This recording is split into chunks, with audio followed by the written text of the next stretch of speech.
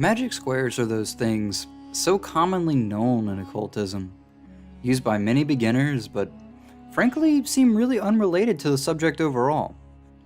Let's wonder for a moment, what does a box of numbers have to do with anything? I mean, why even use it in sigil construction or the like? It isn't actually connected to anything, it isn't intrinsically mystical, right? Well, actually, this is the point where sometime in history man made mathematics a divine thing, as he often does. I mean, math isn't really created, right? The interrelations of the subjects of mathematics are pre-existent. Like, apples and trees have amounts already, we just categorize them or display them through hieroglyphic symbols called numbers. But that scenario still existed as it was. The math didn't really make the apples or trees. I bring this up because once upon a time, math and nature were believed so intrinsically intertwined that ultimately patterns, organic growth, among whatever else your heart fancies, had some relevance to the spiritual matters of occult minds, or mystic thinkers. Like, in the early mind, there weren't two sexes simply because there were. No, to those people, the divine had something to say about that number we call 2.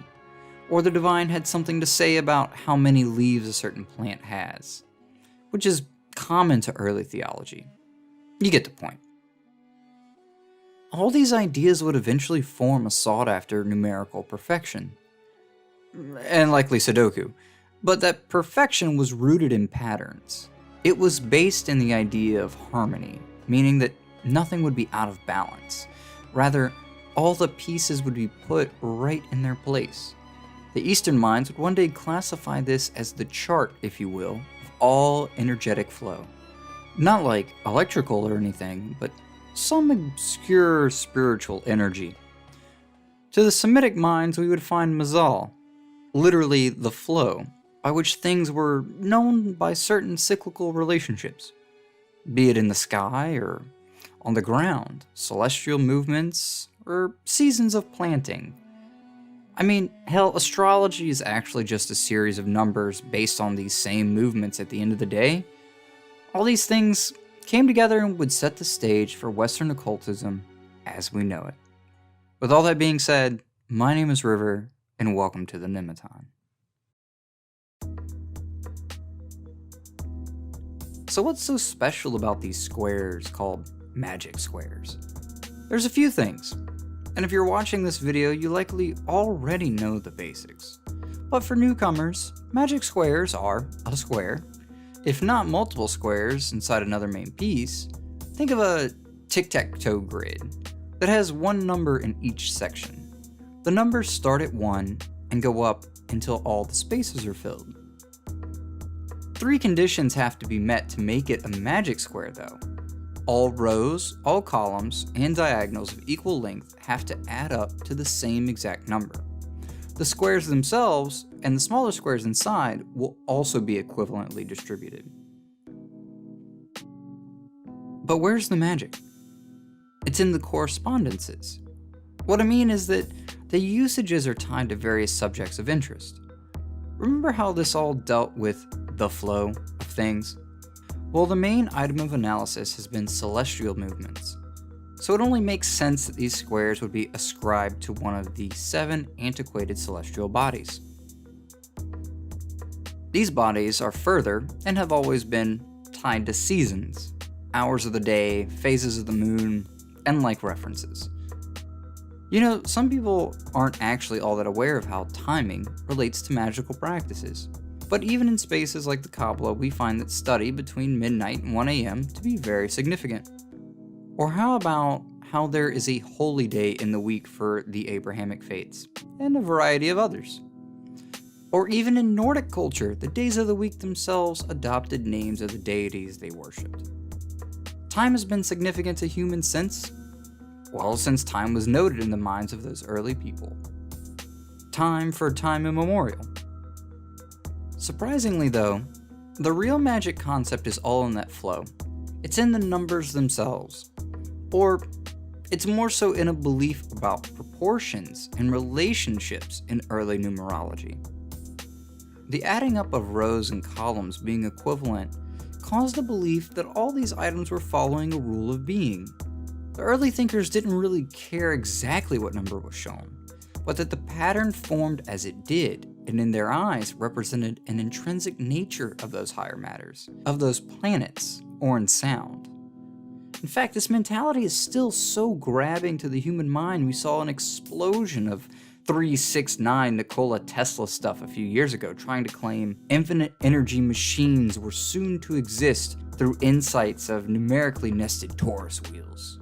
You know, guys like Marco Rodin.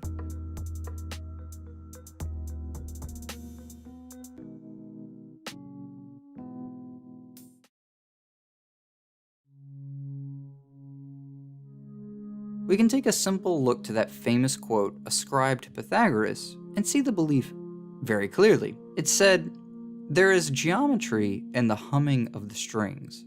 There is music in the spacing of the spheres." Conceptually, this is supposing that the equivalences, the balance of something like geometry, and the presence of sounds and the medium by which they are produced, share a similitude of effects and cause, even though seen and perceived in very different ways. It's what early minds might have called the harmony of the universe, because no one thing was exclusively separate from it in their world. Nothing really broke a law, and if it did so unexplainably, it was a miracle. Yet, we aren't here to discuss miracles.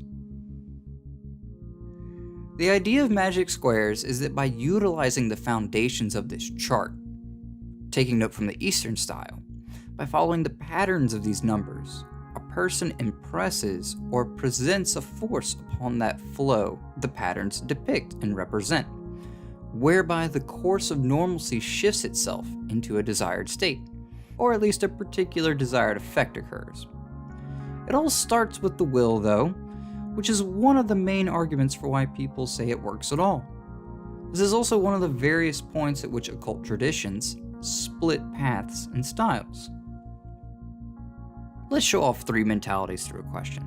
Does the image of a sigil have force of its own without your involvement?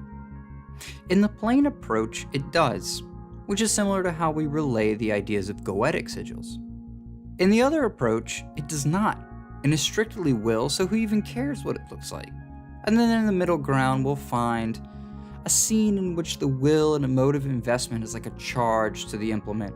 Yet at the same time, specificity of design plays the role of engaging one's own psycho-spiritual aspects and components. Like it gets your head in the game.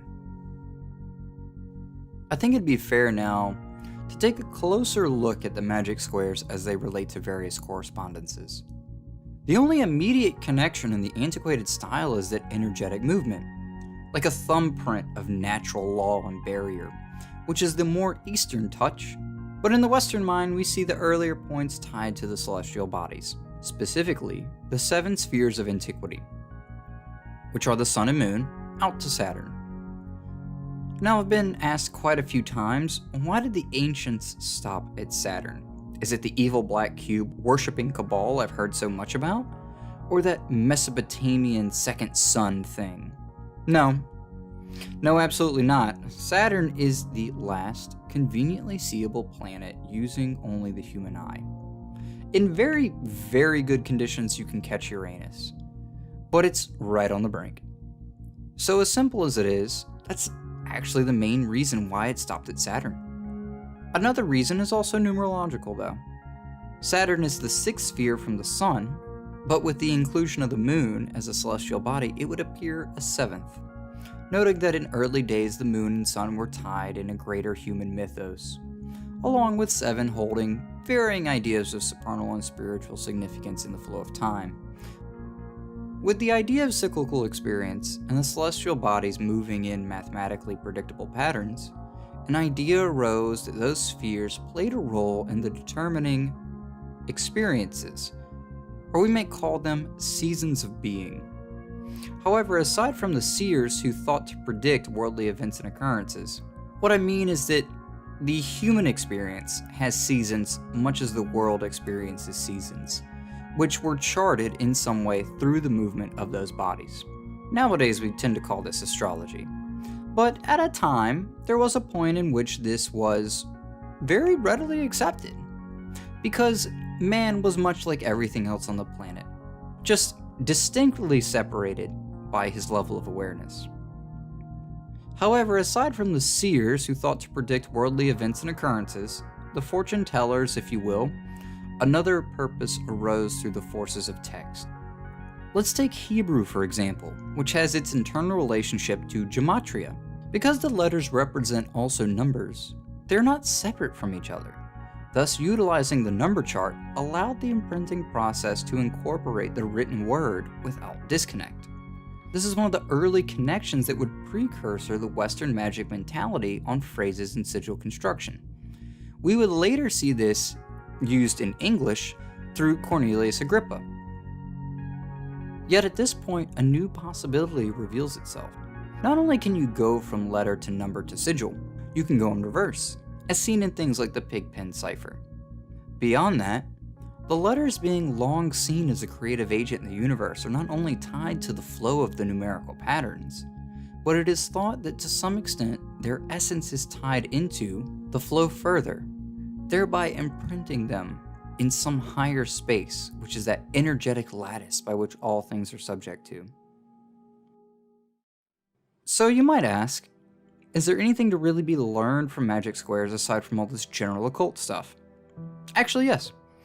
The most simple magic square, which isn't really treated as a magic square, is simply the number 1. 1 fits all the general rules of the magic square without itself being usable as one, which would be treated as one of the points of monocentric expression, or an argument for a oneness of the universe from which everything else expands and expresses itself from, similar to the Partsufim talk in our Kabbalah Creation from Ain to Earth video. With all that, I hope there's a little stronger of a philosophy tied to general magic squares, their usages, and your idea on them. And anyways, this has been River at the Nematon, and I hope you've enjoyed this basic look on the squares, numerology, and occult opinions. A massive thank you to all my friends, patrons, and supporters. I appreciate you more than you know.